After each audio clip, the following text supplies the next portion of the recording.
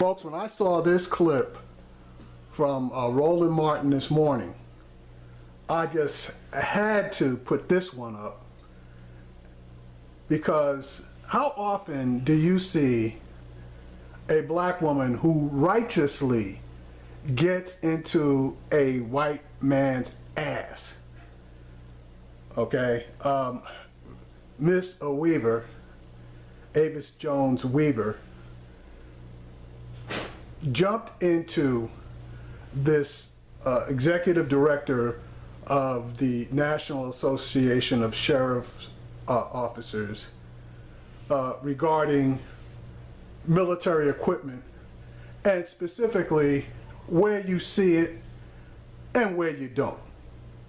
Now, I'm going to play this clip, and I got to tell you, you're going to see a scene where Jefferson Beauregard Sessions, Grand Dragon of the Klan, basically tells a room full of police officers that he was going to give them the equipment they needed to maintain law and order.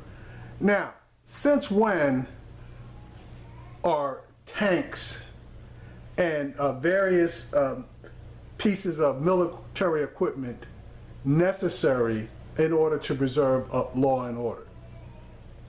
No, basically you see that type of equipment anytime they're dealing with people of color, and specifically black people, in order to present a show of force and to let them know that they are little ants while we are giant hammers getting ready to smash you guys, and there's not a damn thing you can do about it.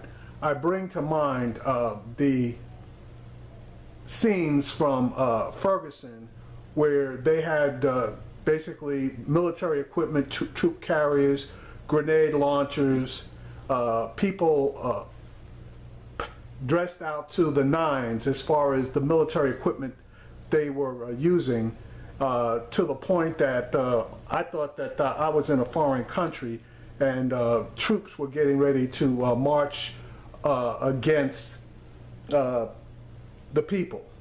But anyway, I digress. Let me play this clip and you check it out for yourself. But notice the room. That room reminded me of that white supremacist meeting that they had about 4 or 5 months ago, where they were yelling Heil Trump, Heil Hitler, etc., etc. That's exactly what this room is going to remind, possibly remind you of. But anyway, here we go. President Trump has reversed an Obama-era policy that banned the transfer of some surplus military equipment to police departments in the wake of the 2014 killing of 18-year-old Michael Brown in Ferguson. Demonstrators clashed with heavily armed police officers in the streets there. There was a national debate about a program that allowed armored vehicles, grenade launchers, and high-powered weapons to be transferred to local police departments.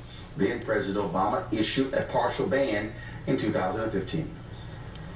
We've seen how militarized gear can sometimes give people a feeling like there's an occupying force as opposed to a force that's part of the community that's protecting them and serving them.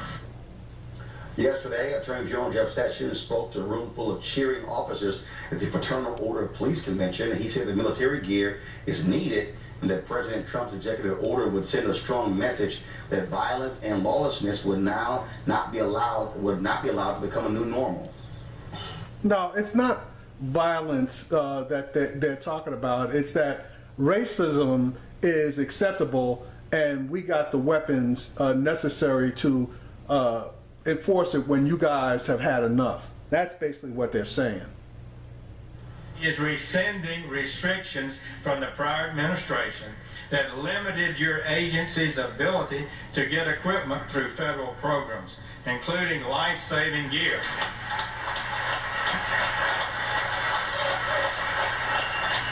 These restrictions that had been imposed went too far. We will not put superficial concerns about public safety. We will do our best to get you what you need. Now, get you what you need. Can somebody please tell me any police officer, sheriff, police chief, etc., that doesn't believe that they need everything that they can get their hands on, including stuff that's illegal for a normal citizen to obtain. But there you go with Grand Dragon Jefferson Beauregard Sessions letting all of those police officers, and let's just call it the way it is, all of those white police officers, letting them know that when it comes time, they'll have everything they need to deal with black people, whether they are legally marching and protesting or not. All right, joining us now, Jonathan Thompson, Executive Director and CEO of the National Sheriff's Association, which has been lobbying hard for this. Of course, our panel is still here. Why? Why lobbying hard for this? Well, I think there's a couple of things to remember. One, we have to deal in reality, and the reality is that any given day, equipment like this is used. Let's look no further than Harvey down along the Texas Gulf Coast. You've got 5 feet of water. You've got armored vehicles that can only get through that 5 feet of water. You've got San Bernardino. Let's talk about that. Let's talk about the Orange County or Orlando, Florida Pulse nightclub shooting. It was that type of equipment that helped break through the walls and get to people and save lives. That's what this is about. It's about saving lives. There are 3... Armored vehicles is one thing, grenade launchers is another. Yeah, but let's put it in perspective. Right? The perspective is that we're not talking about something to launch a grenade. Illegal equipment not able to be purchased or secured by law enforcement. Grenades, we're talking about tear gas, we're talking about smoke gas. That's it, period. Well, the issue we saw there was in terms of what took place, not just in Ferguson, but other places as well, is when you're talking about dealing with protests and what it looks like, the perception to folks. And what's interesting is I didn't see that in Charlottesville. I didn't see that in other places as well. And this is not just civil rights organizations. Libertarians are also very much against this. There was bipartisan support in Congress. Well, that's not quite correct. There were a couple of Republicans, a handful at most. But what you didn't see in Charlotte. But here's what you didn't see in Charlotte. You didn't see the stand-back defense by law enforcement that was a block away. You didn't see it because it wasn't there. And he's exactly right. They had the equipment because, look, quiet as it's kept, when Obama issued that executive order, that was an order so that they could not acquire any new equipment. All the old stuff they already had, they kept. So the state police had that type of military equipment. They just decided not to utilize it. So let's just keep all of the facts straight here. Secondly, but we have to keep the focus on reality, not perception. People want to say, well, I perceive that equipment to be harmful. Well, in San Bernardino, it was harmful. How many people were brutally murdered? In Orange County, at the Pulse, how many people were brutally murdered? Let's take a different perspective. Let's look at the 10-foot snowdrifts in North Dakota. Let's look at the swamps in Louisiana. We're going to see people be rescued by this equipment and protected by this equipment.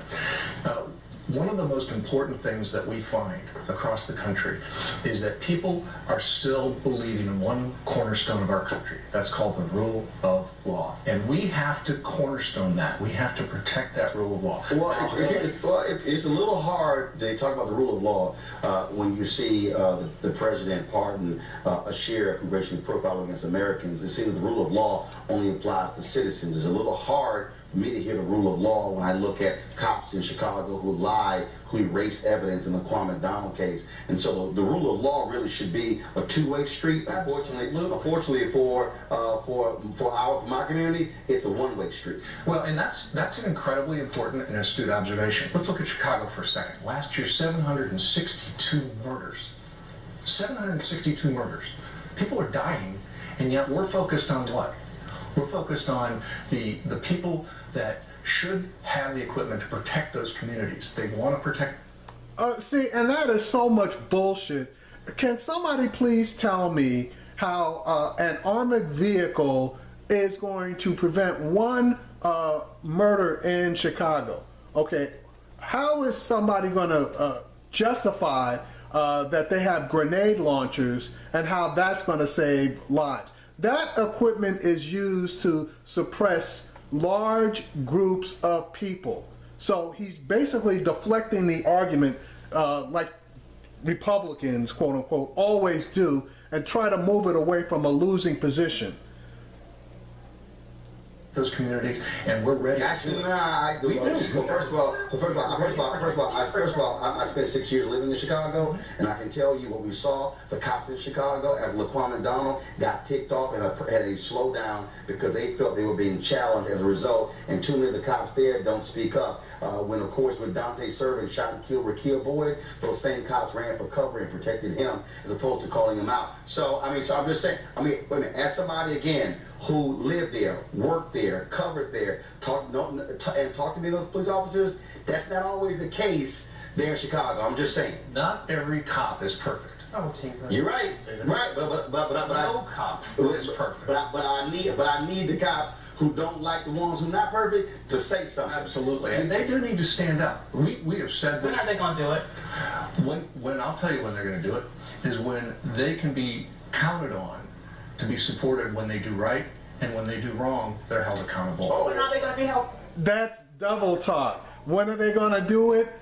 Basically, never, or until absolutely they're held accountable and busted, and then the people who remain quiet suffer consequences as well, especially when they were either knowingly or unknowingly but complicit in the dirty cops' behavior. Accountable. That's the point. They're not doing it. That's the point. And let me just say, you're saying you want to be factual. Let's also be factual about what these are used for.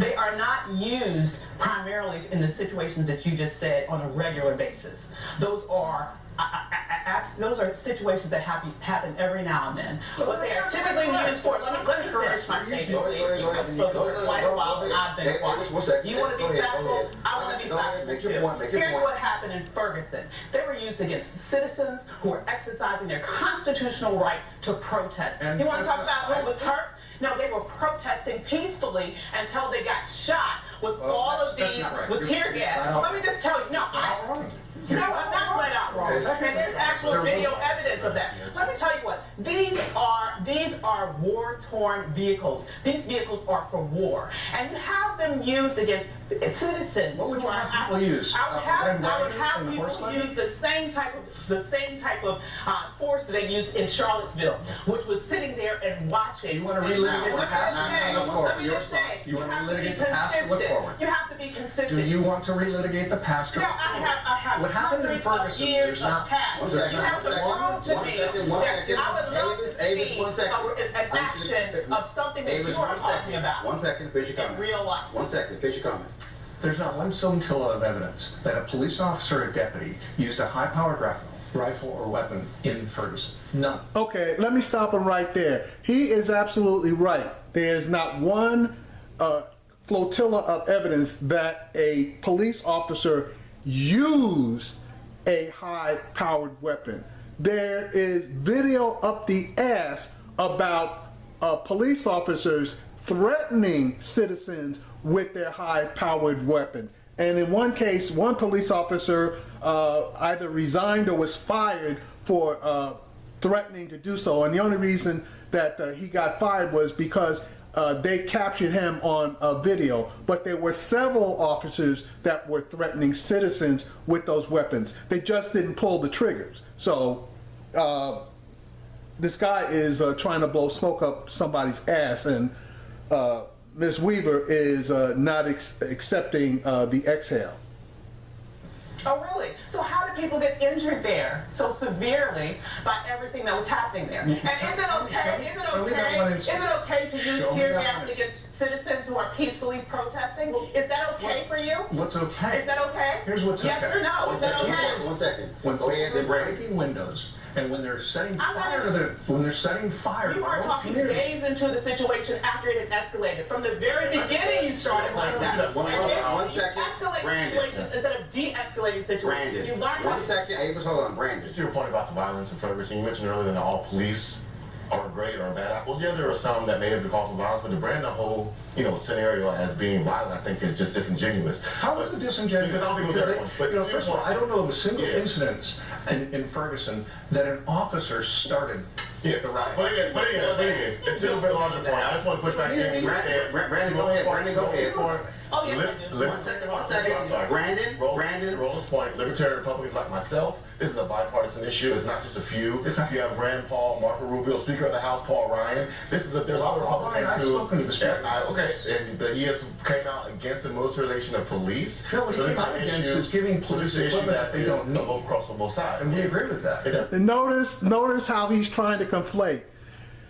Brandon stated that Paul Ryan is against the militarization of police, and this guy tried to conflate it by saying, no, he's against having weapons that we don't need. That is the definition of militarization of the police. All right, so he's trying to conflate the argument. There's an awful lot of equipment we don't need and we don't want. Oh, what is that? There is no such thing as a weapon, okay, a weapon system that the police don't need and don't want. So he just told a bold-faced lie right there. Why would we need high-powered rifles? Yeah. We don't need it. So why do you get it? Well, why, if we get it? He can't answer the question. He can't answer the question. Let me back this up a little bit so you can hear this one again. Equipment we don't need and we don't want. Oh, what is that? Why would we need high-powered rifles? Yeah. We don't need it. So why do you get it? Well, why, if we get it doesn't mean we, excuse me, if we need it doesn't mean we get it. We don't always use that type of equipment. But I think, let's go back to a point you made earlier. What equipment should they have? A red wagon and a horse and buggy? Oh, well, of course they should have that. Of course, I'm not That's saying exactly that. what you're saying. I'm not saying that. You're putting the line way over here. The force that they use in Either have tanks or they have red But white people are out there with automatic weapons. No, and you have that's a lie. What? It is a Did lie. you look at what happened in Charlottesville? You did not see those people out there with automatic They weapons? didn't have automatic weapons. I'm not talking about the police. You I'm said talking they. about the protesters. They didn't The have white weapons. supremacists were out there with, They did not have with weapons. automatic weapons. You're wrong. Please pull up a... See, and he's wrong. The white supremacists, the KKK, the neo-Nazis, it is documented. Okay, if he is trying to work with semantics, okay, let me be clear. They were out there with at least semi-automatic weapons. Now, if they were modified, I honestly don't know. Neither does she, neither does he. So there could have been some modified semi-automatic weapons that were modified to auto, but they were at least semi-automatic weapons. And he knows damn well that she's talking about semi-automatic weapons, but he's basically going to, I guess, try to stick to the letter of the law by saying automatic, which translates fully automatic. Video. Please do. Please pull up a It may video. have been Because you may not have looked. You did not look. Did you not see them? You're actually wrong. Get into the weeds.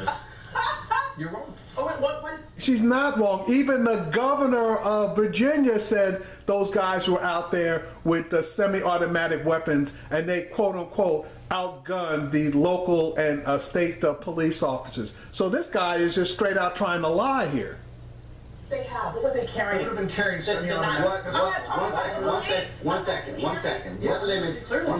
What limits should we place on what military weapons cops receive? The local government needs to place those restrictions, not the federal government. No, I'm asking you, what should they be? I'm asking you. But see, that's an important question. The local communities need to make those decisions. The sheriffs, the chiefs, the county. No, earlier you already said they don't need high-powered weapons. I'm asking you, in terms of what equipment that you can't access that you believe that police shouldn't get for the purpose of its citizens. That's my point. My answer is that each community has to make that decision. I can't make that decision for Chicago. I can't make that decision for anywhere other than where I live. The sheriff, the chief, the county council, the mayor, those are the folks that need to make these decisions. Making those decisions here in Washington is bass-backwards. Okay, all right. We appreciate it. Thanks so much. I'm back. We'll talk about... Yeah, well, Ms. Weaver, she got in that white ass, and she took no prisoners on this one.